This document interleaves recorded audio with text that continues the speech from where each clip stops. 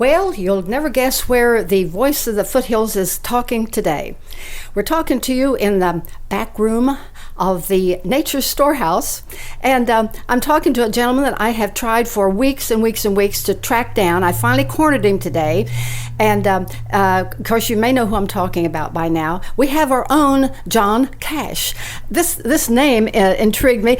Do you get a lot of kidding from this JohnCash business, John? Oh, sure I do. When I was younger, I got a lot of kidding because Johnny Cash was a lot more popular back then. My father's name is John Cash, and my grandfather's name is John Cash. So we feel like we have a stronger heritage of that name than he does. Oh. Well, and you probably don't sing, but no one sings like he does, so you wouldn't want to imitate. Anyway, okay, enough about the other John Cash. We're here to talk about this John Cash. You're involved in so many things. We're going to have to probably do a series of talks with you. And but first of all, are you a native Polk County, North Carolinian? I'm a native from Spartanburg, South Carolina. Okay. So you're a Carolinian. I am a Carolinian. Okay. And you ended up here in Tryon. And if it's not personal, why here? Okay. I grew up in Spartanburg. I worked for Lockwood Green Engineers for a lot of years as a design specialist. Traveled about 200 days a year and got tired of it. And through lots of prayer and lots of meditation with my wife and I, we were trying to decide what we were going to do for a living the rest of our life. And my wife at the time was a music professor at Brevard College, and I was a design specialist at Lockwood Green. And this business at Nature Storehouse here became for sale about 14 years ago. It was already established then? It's been established here since 1990. Okay. And it came for sale, came up for sale, and so we were approached. And after a lot of prayer and a lot of thinking about it, we decided to buy this business because we're both athletes and we're both into health and nutrition, and we felt like it was a great fit. And it's really become more than a business; it's become a ministry for us. Is it? Well, of course, you're doing something you love, and I don't think there's anything more important in our life. We're only here once. To do something you really love and are dedicated to. I love my job. This is the best place in the world to live and to have a business. My next move is heaven. I'm not going anywhere until then. We love our business. We love our community. We have just wonderful, loyal customers. And it's just great to be a part of a ministry and a part of a modality that helps people to live a higher quality of life. You said the word that I think kind of sums it up, John. You're in the ministry. I am in the ministry. This is a ministry for us. Right. So, and then you got into the health food business, and of course you don't have an ounce of fat on you. And we'll talk about this after the show. I have a few extra pounds here I need to take care of. But how long have you been doing this bicycling? That's I think of John Cash and a bicycle. You're kind of together, along with your business, of course. But what started you on this? Well, when I was 15 years old, I was a runner in high school. And I ran for quite a few years after high school. I went into the military, came out of the military, went back to school, got a job, and I've always been athletic, running and doing outdoor things. And about 25 years ago, I decided to take up cycling as a cross-training tool to help with my running, and became a multi-sport athlete, a duathlete who runs and bikes and runs. What is what is it, quadrathlon? What's the big one where you do all the things at once? You do that? Triathletes swim, bike, and run. Duathletes run, bike, and run because we don't swim real well. Okay. I've competed in 9 world championships in the last 15 years, 6 abroad and 3 here, and it's part of my lifestyle. You've been abroad to do your cycling. Have you ever taken part in the Tour de France? Oh, no, I'm too old and too slow for that. Well, you haven't always been old. No, not always. But you got acquainted with Lance Armstrong through the Tour de France, I think. I did. Well, I went on a trek tour in 2006 and had the opportunity to ride with him in France, in the mountains of Italy, and became a Livestrong fundraiser and a Livestrong grassroots fundraiser for him in 2006, and we've raised a lot of money for cancer advocacy and research. He's has done a lot of good in this business for cancer, hasn't? And didn't he have cancer? Yes, he was diagnosed with testicular cancer 13 years ago, and was given a 5 to 10% chance of survival through clinical trials and drugs. He's cancer free. Oh, that's good. Have you ever had cancer in your family? Yes, both my parents died of cancer, and my sister succumbed to complications of cancer just recently. So this is something that's really heartfelt for you to work so hard. You're involved, I think, with the Greer Cancer Institute, aren't you, in Spartanburg? No, it's the Gibbs Cancer Center. What did I say? Greer is another hospital. Yeah. I've only been here 4 years. I'm still getting acquainted with all these names. But I should know because I was a patient there. It's the Gibbs Cancer Center. Yes. We're involved with the survivorship program there. Quite involved. It's quite a center, and I understand it's one of the top 4 in the country. It is, and they're directly connected with MD Anderson. If I was treated for cancer, that's the first place I would go. I think they're doing some research I read recently there in the lab. I don't know exactly the extent of it, but they have picked them to be one of the testing. I think they're going to get people there as patients. We won't get off. That'll be another story, but because I think it's something that we all are interested in because it affects my family's cancer-free as far as I know, as far back as I know, and then I pop up. And so I know what it's like. And so you're doing a great thing, not only for people with their health here in the area. You have the whole area. I'm sure you have customers from all around the area who come for advice on your Nature Storehouse warehouse or whatever. Oh, yeah. We have people from all over the Southeast. Actually, I just recently shipped a package to an older lady in Maui, Hawaii, who used to live here, who says that she'd rather give me her money than give it to those folks because I care more about her. Oh, well, you have a personal attachment to your customers, don't you? I love my customers. We have great employees, and we're family here. Yeah. So what, if you were going to say there's one thing that attracted you to Trine, aside from buying the storehouse, what do you find are some of the characteristics of this area that attract people from all over the world? When you drive into town, there's a sign out there that says the friendliest town in the South, and that's all I can say. This is the friendliest town, and this is the friendliest place I've ever lived in. Yeah. Well, I've lived around quite a bit too in all my years, and I find that to be true. Sometimes you have to go halfway, but people come here to retire, and I don't think they know what the word means. I'm retired, but I can't retire. There's too much to do. But you have everything here going for you that a big city has, but you don't have the hassle. We have great schools here. We have wonderful, wonderful police protection, fire protection, beautiful places to run and ride. I ride 200 to 300 miles a week on my bike, and I'm always in the mountains, and it's heaven. You ride every day? I ride 6 days a week. I try to take a day off and let my body rest 1 day a week. Yeah. Do you ever have any problems with overdoing it? Nah, my body will tell me what to do, and then I'll rest. Oh, what a philosophy. My body tells me to sit down and be still, but I just keep right on going. Well, I think as an athlete, you have to listen to your body. You have to really be in tune with what's going on. If something happens and it's not normal, if it's overuse, you back off. If it's something that seems a little nagging and won't go away, you need to have it seen about. Yeah. I think preventive care is the deal. Well, I think it's with everybody. Preventive care. We can abuse our bodies, and we all do that, I'm sure. Is there anything that you want to do as far as a biker or a foodologist or what? Is there anything you would like to do before you hang up your shingle and say, well, I don't think I'll ride for a while? Is there one thing, maybe one ride or something you haven't done? Well, I'm going to France in August to a 7-day bike race called the Haute Route. I hate you. It's called the Haute Route. It's a 7-day bike race over the French Alps. We leave out of Geneva on day one, and we race. It's a race. We race over the French Alps, 67,000 feet of climbing, vertical climbing, and 700 miles in 7 days. We end up in Nice on day 7, and that's been on my bucket list for a while, and we're doing it this next month. Okay, is someone going with you to ride as a companion? I mean, do you like to ride in pairs when you're doing these bikes? I ride alone most of the time. Yeah. I think it's safer to ride alone. When I say we, I mean my wife. She's my partner in everything. Yeah. She rides too? No, she doesn't. Oh. I'm going to this race, and basically we'll be racing 6 hours a day, getting massage, eat, and go to bed. So she's not going with me initially, but she's going to meet me in Nice on the last day, and we'll spend a few days there and come home. Oh, well, how nice of you to let her come to you. Yeah, but it sounds like fun, but you ride every day for 6 hours, and then that's it? Yes. On this tour? Yes. Yeah, uh-huh. Mm-hmm.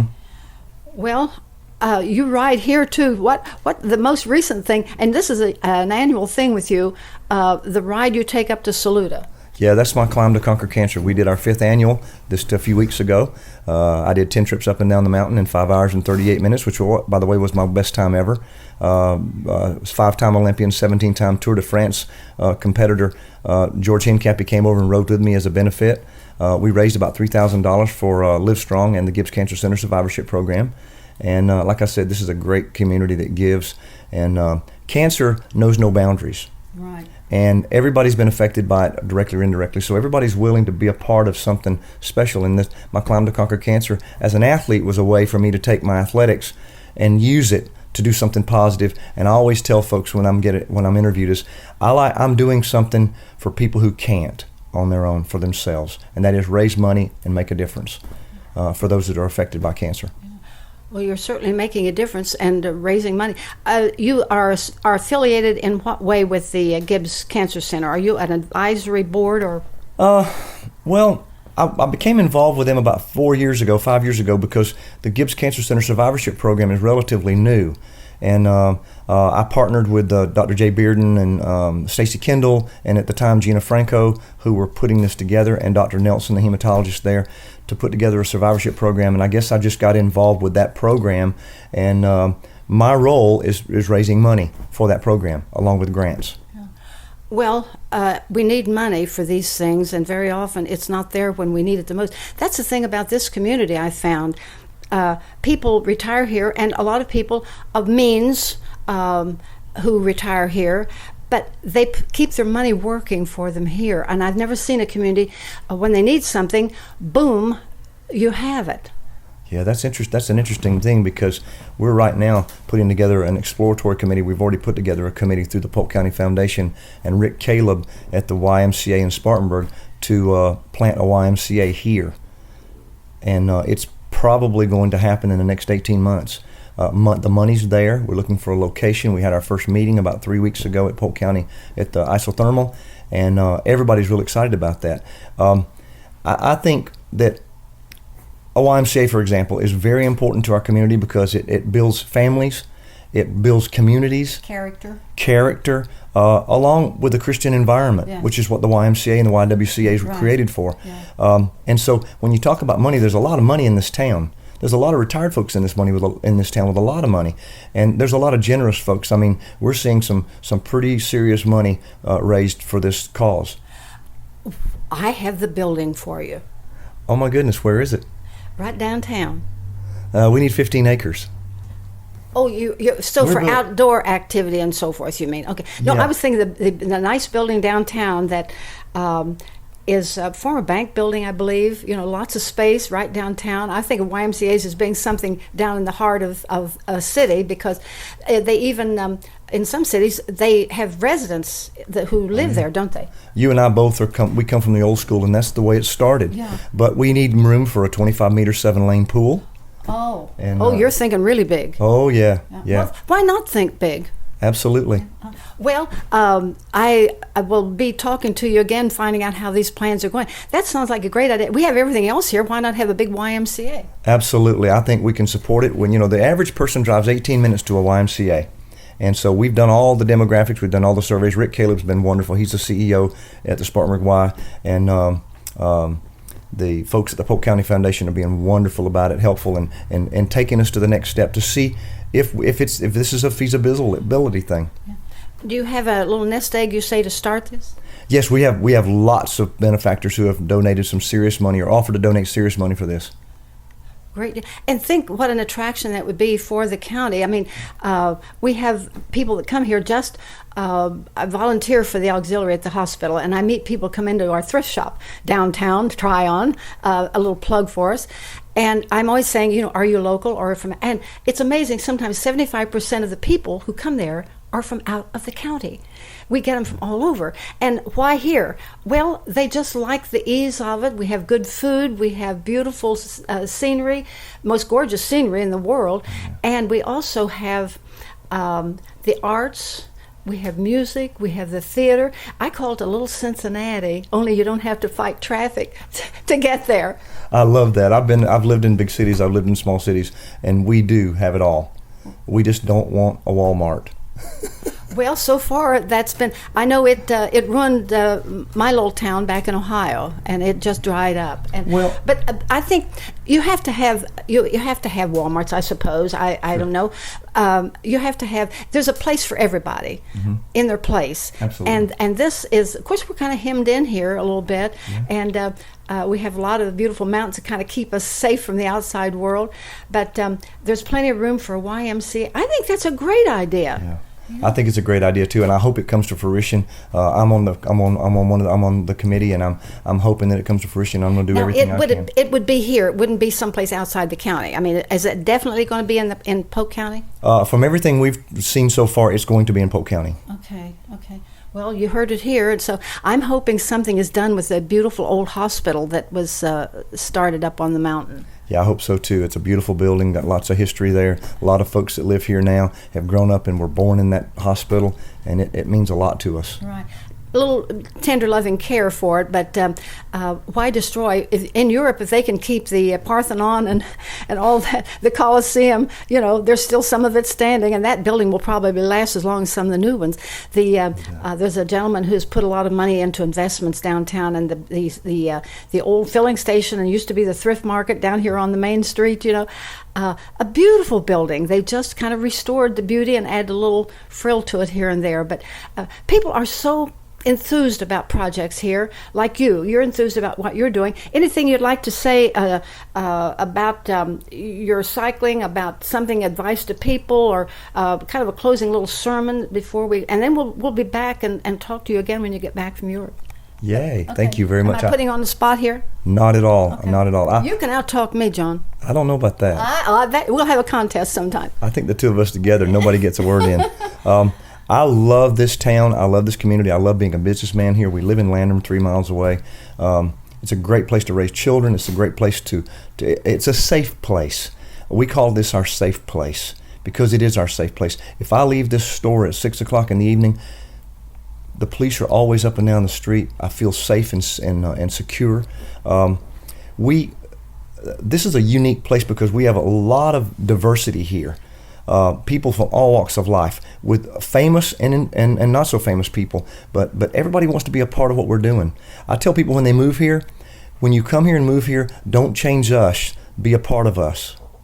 Wow. And that's pretty much it. We all become as one, and Lord, we don't need any more Deanies in this area, that's for sure. Anyway, but I love the community, and it's a place that I think is full of enthusiasm. It's full of goodness, neighborliness, and it's just a fun place. I call it we're a dot on a map, but we're the crossroads of the world. I can tell you about Miss Deanie. I think we need more of you here. When I grow up, I want to be just like you. When you grow up, you want to be like me. You're going to be a funny-looking JohnCash if you look like me. I just am what I am. I have good genes, I guess, and I've lived all these years. On my birthday, I'm going to go on the zip line, I think. Yay, I think it's awesome. You should go. Yeah. I think it's awesome. And you know what? I tell people all the time, I may wear out, but I'm not going to rust. Well, I'm pretty well oiled, too. You are well oiled, but your energy and your attitude is everything. Well, I think we have to make ourselves get up and go sometime. Don't you ever get up someday and you have a bike run to do, and you think, I don't know. Do you ever have just an instant thought of that? Sure, I do. Today I'm doing 75 miles, and I did 75 miles yesterday. And now you're going to repeat yourself. Where are you going 75 miles that we're not that big? I'm going to Brevard and back today. Do you ride on the main highways? Back roads, pretty much. Don't have any trouble with traffic? No, it's a great place to ride. Everybody's in a hurry. So once in a while I get someone that'll pass me in a turn or something. But I found that, you can attract a whole lot more people or bees with honey than you can vinegar. Right. And I try to be nice on the road, try to be, very polite on the road, and very forgiving on the road. And most everybody is pretty much the same way. Well, I know around here the horses and the bike riders have the first right to the roads because you'll see long lines of them. But that's why it's so fun. I mean, you can do what you want to do, and you do it safely. So, well, thank you so much for allowing me to have some of your valuable time today. I've tried long enough, Lord knows. But anyway, we'll talk to you when you get back from Europe. Have a safe trip, and give all my relatives over there a big hey for Deanie, okay? I will. Thank you very much for your time as well. Thank you for listening to us, and we'll be back with some more Voices of the Foothills at a later time. So stay tuned. We'll be there. Until then, have a great day.